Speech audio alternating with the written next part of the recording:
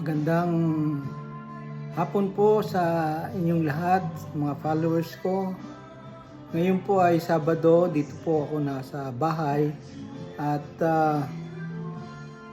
yung ating dragon fruit at mga mangga ay ginawa po naming juice o nectar. So ito po yung final product ng combination of dragon fruit, mangga, pipino at konting langka.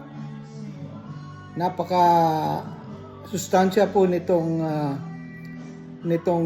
dragon fruit juice o dragon fruit nectar. Ito po yung iniinom ko ngayon.